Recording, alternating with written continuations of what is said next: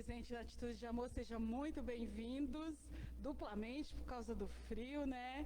Então eu falo que é o sair não só de casa, mas sair do nosso conforto, tanto físico quanto também aquele conforto mental, né? Então saímos de nossas casas para estar aqui. Para você que está em casa, também uma feliz noite. Fique em casa, que neste momento é o que nós mais pedimos, para que você se cuide, preservando assim o maior dom que Deus nos deu. De qualquer forma, seja bem-vindo à Atitude de Amor virtual. Vocês daí e nós daqui, vibrando amor numa só corrente.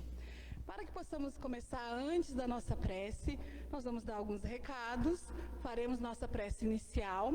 Após a explanação do Evangelho, nós faremos uma prece do passe, vibrações e encerramento, ok? Junto com todos aqui e com vocês aí de casa.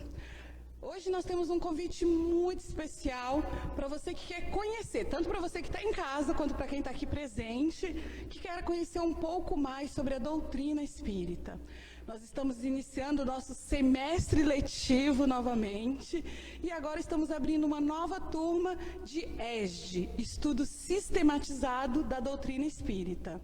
É um curso da doutrina para você que quer se aprofundar um pouco mais nos ensinamentos da doutrina, sempre à luz do Espiritismo, à luz do Evangelho de Jesus. Esse curso agora será totalmente online.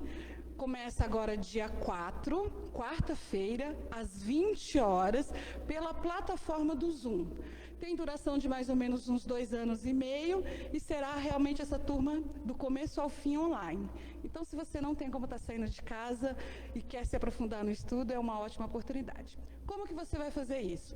Nas nossas redes sociais, aí serve para quem está aqui, para quem está em casa, é só você rolar aí, que vai ter aí embaixo um link com um cartaz convidando para o curso. Tem um link que está em azulzinho, você clica, você vai ser direcionado automaticamente para a página de inscrição, preenche os dados e no decorrer dos dias um secretário vai entrar em contato com vocês pelo telefone, ok? Conto com vocês, pensem com carinho e estaremos aqui esperando. Para a nossa prece, vamos nos preparar, serenando nossos corações,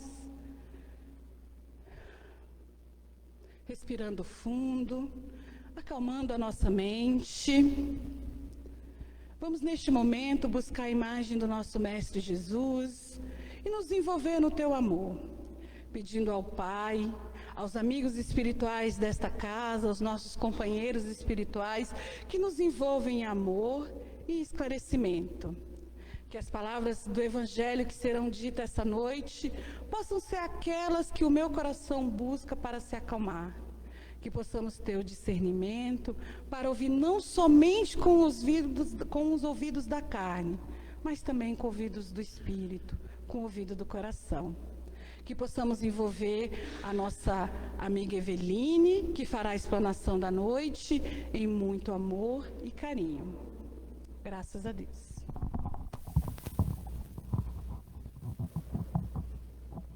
Boa noite a todos. É com muito prazer que estamos aqui mais uma vez reunidos, buscando conhecer um pouco mais a respeito do Evangelho de Jesus. Então, sejamos todos aqui bem-vindos, quem está presencialmente, e você também que se encontra no conforto de sua casa, na segurança. Seja bem-vindo a este Evangelho de Jesus.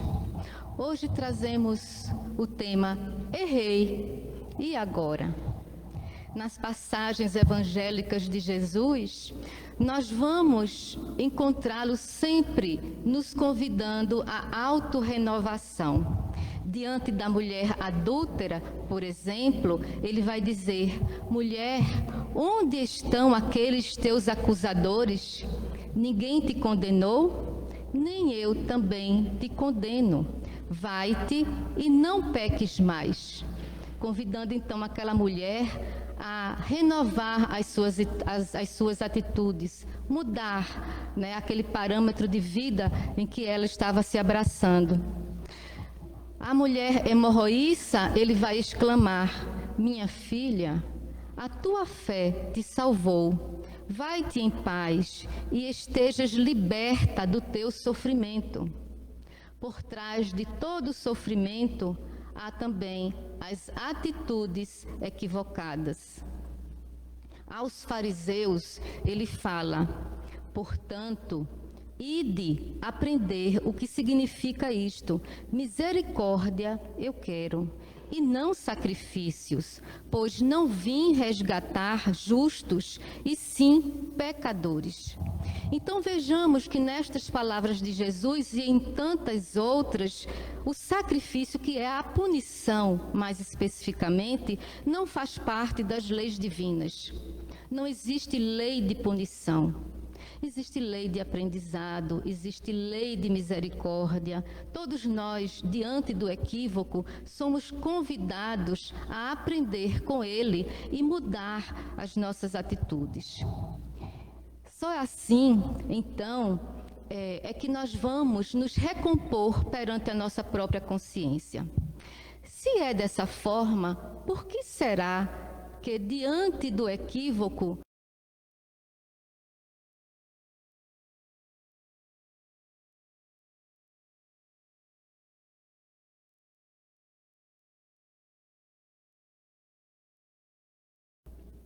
por trás dessa atitude equivocada, existe sempre aqueles ensinamentos, digamos assim, deturpados, que adquirimos ao longo das nossas diversas reencarnações, ao longo dos milênios.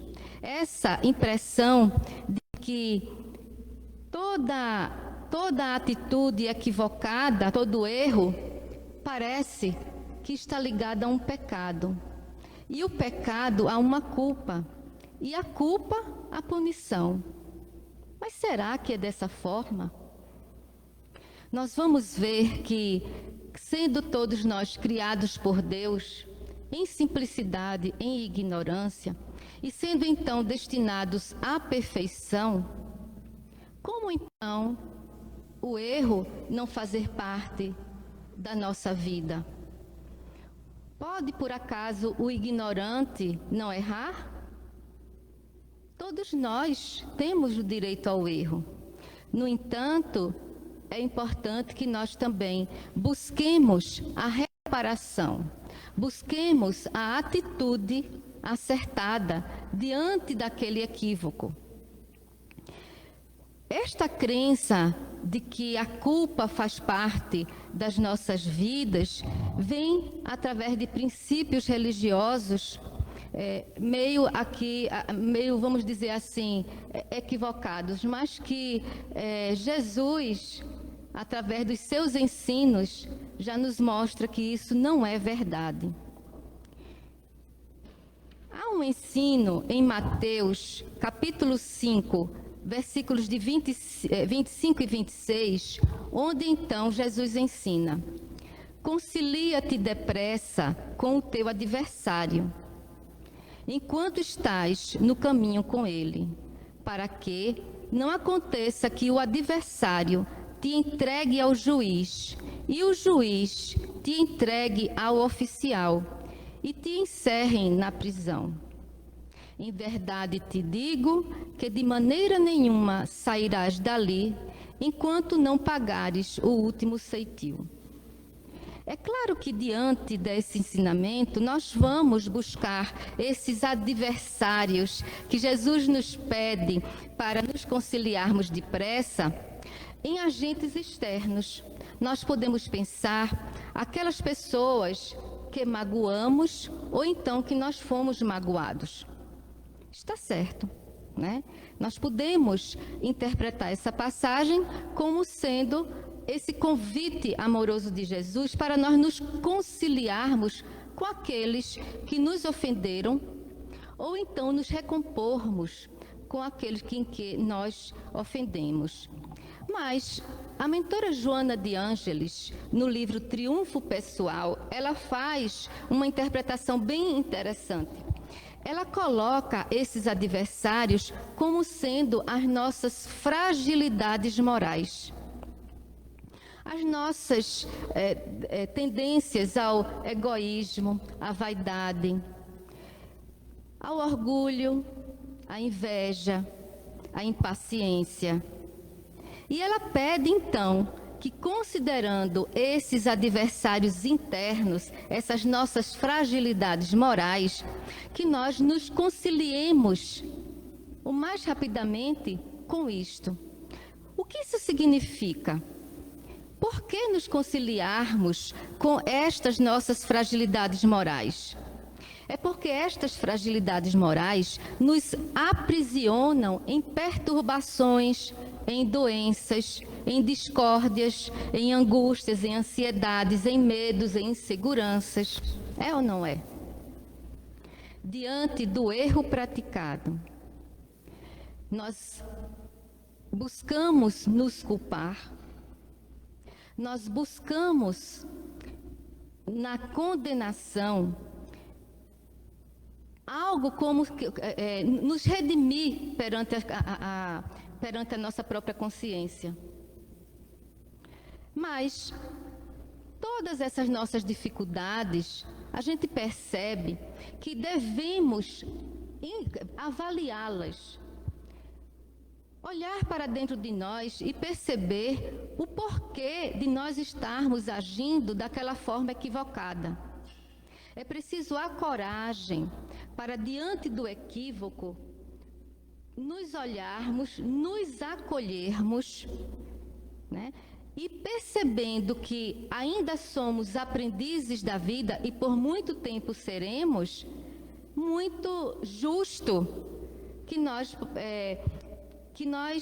percebamos em nós esses aprendizes e que temos então a condição nessa avaliação de buscar atitudes mais acertadas. Então, diante dessas fragilidades morais que nos levam a esses equívocos, nós somos convidados então a acolher essas fragilidades. É nesse reconhecimento de que nós somos aprendizes da vida que nós nos acolhemos. O erro, aquela vaidade, o orgulho, na verdade, não nos define, porque elas estão todas passageiras. Somos destinados à perfeição. Se somos destinados à perfeição, todas essas nossas fragilidades morais, à medida que nós vamos trabalhando essas fragilidades, dissolvendo essas fragilidades em nossas vidas, nós vamos então nos transformando. O que nós somos são seres espirituais em evolução.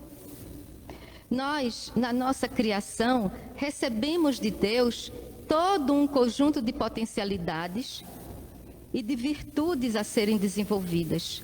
A força, por exemplo, é uma delas. A inteligência também são potencialidades, mas que nos forem dadas numa situação de mentes, vamos dizer assim, que somos convidados a desenvolvê-las.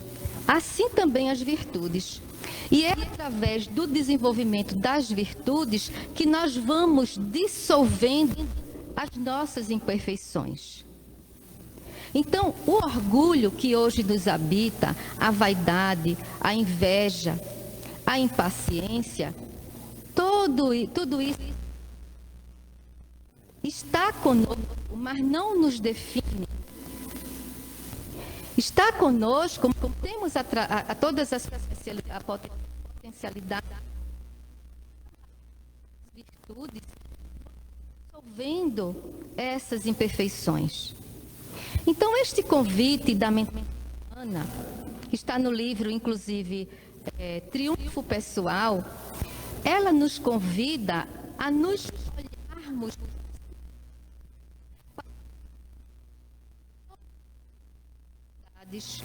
que ainda habitam em nós.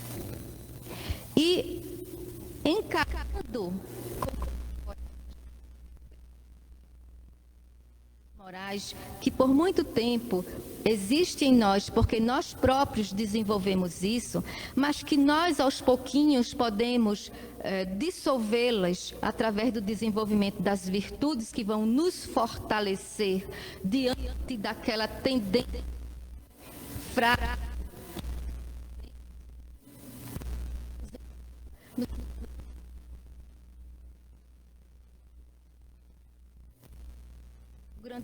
O grande convite que esta mentora nos faz quando pede para olharmos para nós mesmos. E este é o caminho que, diante do equívoco, nós vamos ter, dentro desse olhar de aprendiz da vida, um maior conforto, uma maior aceitação em trabalhar essas nossas dificuldades, nos libertando das perturbações que nos envolvem diante do equívoco, das doenças que também atraímos para nós quando nós vamos cometendo cada vez mais os erros perante a nossa vida. Então, vejamos que, apesar do erro fazer parte do nosso processo evolutivo, diante dele, nós somos convidados a nos avaliarmos. Não é ignorar aquela nossa má tendência, achando que somos aprendizes da vida e elas podem, à vontade, fazer parte de nossas vidas. Este não é o convite. O convite é, diante daquilo, perceber que ainda trazemos aquilo em nós e, aos poucos, ir desenvolvendo as virtudes que nos fortalecem. Então, nesse contexto, diante do erro, quando a gente coloca nessa palestra, errei, e agora? Entrar num processo de culpa é outro equívoco. Vejamos que o processo de culpa é um processo altamente atormentador que vai nos levar a um autojulgamento. Nesse julgamento a gente se condena e aí a gente busca uma punição. Como se disséssemos assim: nossa, errei, e agora? Eu não podia ter errado. Mas por que não podíamos ter errado? Nós somos aprendizes da vida. O erro faz parte do aprendizado. Então, diante do erro é dizer, errei. E agora? Bem, agora vou avaliar a situação que me levou àquele equívoco. Por que será que eu, diante desta situação, não fui capaz de me manter firme, fazendo escolhas melhores? O que é que falta em mim para me fortalecer diante dessa tentação? Vejamos que isso é um processo acolhedor, é um processo amoroso, justo e caridoso para conosco. Da mesma forma que, diante do erro alheio, ao invés de eu julgar e condenar aquela pessoa, desejando para ele uma punição, eu também vou ter a condição de perceber naquele irmão um aprendiz da vida, que, semelhante a mim, está num processo de descobrir o caminho melhor a seguir. E nessa condição, mais facilmente compreendendo a situação de equívoco do outro, eu também vou mais facilmente perdoar. E no perdoar o irmão, ou em me perdoando, isso não significa que as consequências daquela atitude equivocada não cheguem até mim. As consequências naturalmente chegarão diante do equívoco, porque faz parte da lei. Existe a lei de causa e efeito. Toda atitude no bem resultará em situações mais felizes para mim. Mas as atitudes equivocadas também trarão consequências. E se eu cometo um equívoco para com o outro, muito justo que eu busque a reparação e a minha autorrenovação, que vem dessa avaliação, percebendo aquilo que eu fiz e por que eu fiz e como é que eu posso agir no futuro para cada vez mais, ao longo da minha vida, eu vá diminuindo estas recaídas.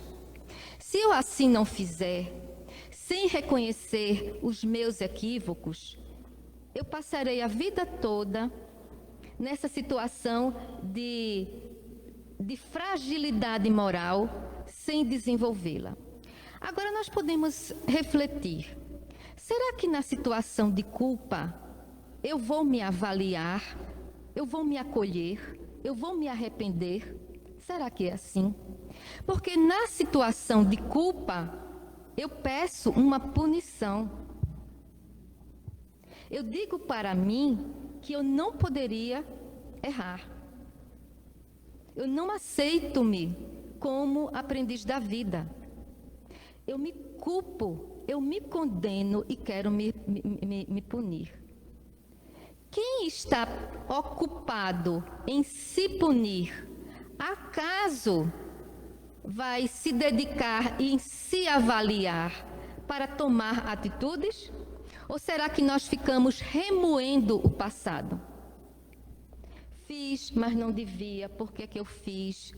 Meu Deus, como sou infeliz. Às vezes, então, além de nos julgar, nos condenar e nos punir, nós entramos também na atitude do remorso, na atitude de entrarmos numa situação de vítima. Como se nós não tivéssemos as potencialidades que Deus nos deu para nos fortalecer diante do erro. Todos nós trazemos potencialidades e podemos fazer essa mudança na nossa vida. Sejam os erros quais forem, e por isso Deus nos deu as reencarnações para recomeçarmos. Então, meus amigos, aqui nós temos essa reflexão propondo a todos nós que diante do erro não fiquemos paralisados na culpa que me impede de trilhar o caminho da autorrenovação, a culpa que me paralisa em punição, a culpa que me leva a ter pena de mim e me afasta de Deus. E muitos, dentro desse processo, passamos a vida inteira nos lamentando dos erros que praticamos e que não temos mais como voltar atrás. Mas nós temos sempre a opção de recomeçar aqui e agora, refletindo sobre o que nos levou a fazer aquilo e dizer para nós: cada vez mais eu vou me melhorar para cada vez menos cair naquela situação. Porque é claro que na situação de aprendiz nós podemos voltar a cair. Mas se estivermos sinceramente imbuídos desse desejo e atentos às nossas atitudes, atentos às virtudes que precisamos desenvolver para nos fortalecer, cada vez menos nós vamos errar naquela situação. Além desse processo da culpa, existe também o outro lado, que é o processo da desculpa. Nós erramos, e aí diante do erro a gente se julga, se justifica e põe a culpa nos outros, no mundo, no governo, na sociedade, no vizinho. E não trazemos para nós a parte que nos toca.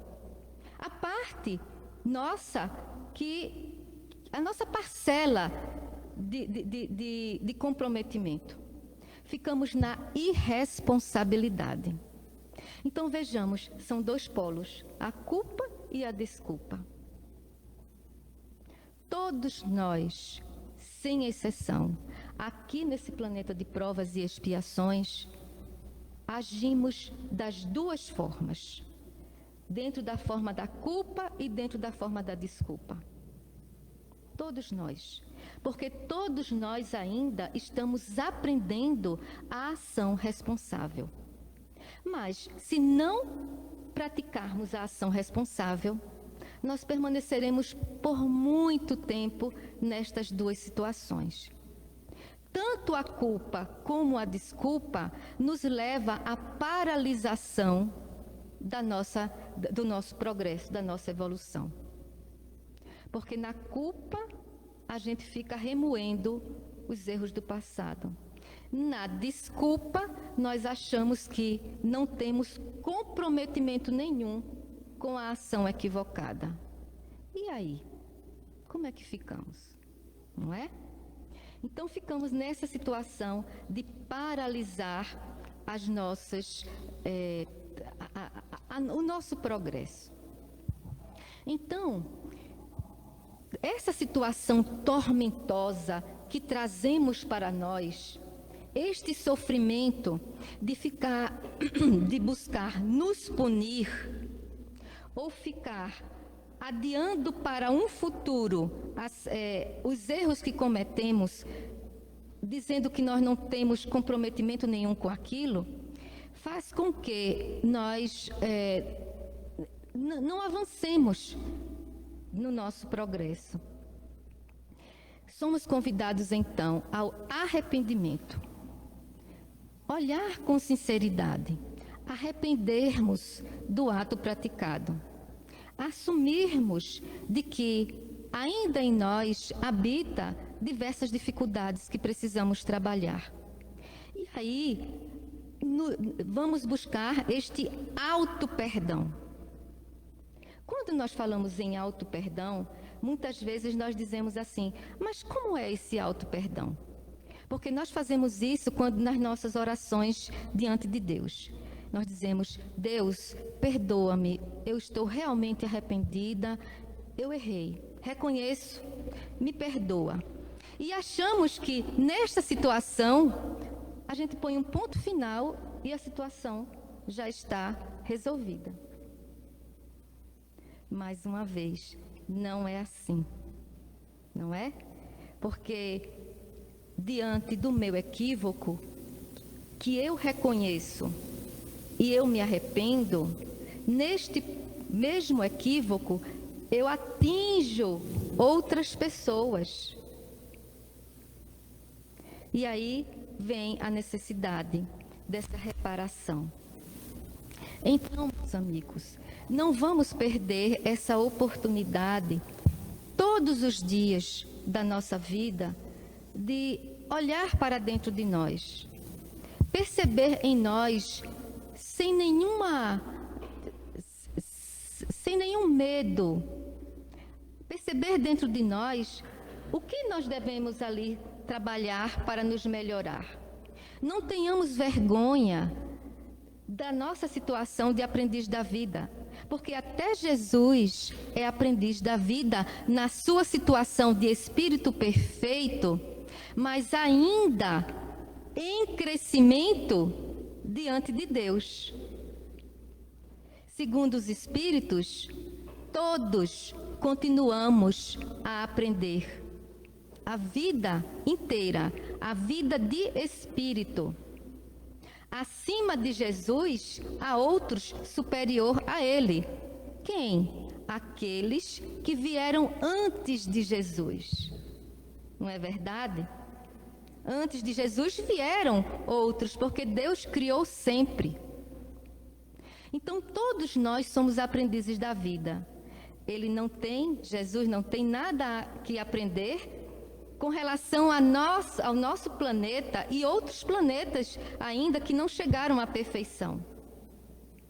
Mas há sempre há o que aprendermos. Então, vamos nos acostumarmos a essa nossa categoria de aprendizes da vida.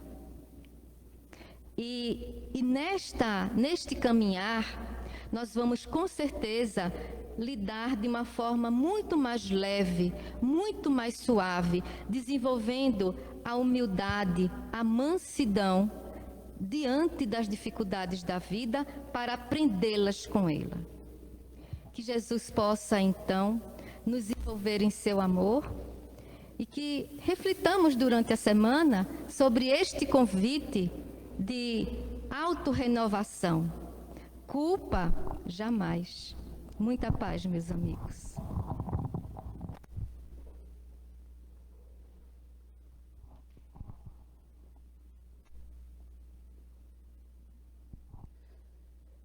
Muito bem. Como eu disse no começo, nós íamos fazer a nossa prece. Então, essa primeira prece é sempre o nosso passo espiritual, né? Aquele momento que nós pedimos por nós mesmos, né? Onde nós procuramos acalmar as nossas dores físicas e emocionais. Então, mais uma vez, buscando a imagem do nosso Mestre Jesus, serenando nossos corações, sentindo o teu amor, o teu amparo. Vamos pedir à equipe médica do plano espiritual aqui presente neste trabalho, envolvendo a todos nós, aqui presentes na nossa casa, presencialmente, para a nossa casa virtual, para quem está nos seus lares neste momento, que possamos nos sentir amparados e envolvidos no teu amor. Que uma luz intensa recaia sobre nós através de energias boas, salutares, energias que irão passar a partir dos nossos coronários e percorrendo todas as nossas células, trocando aquelas células doentes, malsã, por células novas e saudáveis. Pai amado, pedimos sempre segundo o nosso merecimento, mas que nesse momento possamos ter as nossas dores físicas, espirituais, amenizadas pela Tua infinita misericórdia. Querido Pai amado, que possamos neste momento também nos sentir amparados para que tenhamos a nossa fé renovada, nossa coragem ampliada, que possamos ter ânimo, o bom ânimo diante de todos os percalços. Que nessa mesma corrente de amor, possamos envolver em vibrações a todos os lugares que necessitam do Teu amor, do Teu amparo. Principalmente neste momento, aos cárceres, aos hospitais, que ali nos hospitais não só os doentes recebam o Teu amor, o Teu amparo, mas também a equipe médica, física, que eles possam ser esclarecidos e amparados no Teu amor. Querido Mestre, que possamos nos sentir sempre o Teu amor em todos os momentos de nossa vida. Que neste momento possamos também envolver numa luz intensa os nossos lares, em muita paz e claridade. Querido Pai, obrigado por mais uma oportunidade de estarmos reunidos em Teu nome. Que possamos, aqui da nossa casa, retornar aos nossos lares em muita paz e harmonia. E você que está na sua casa, permaneça na presença do Pai. Que assim seja.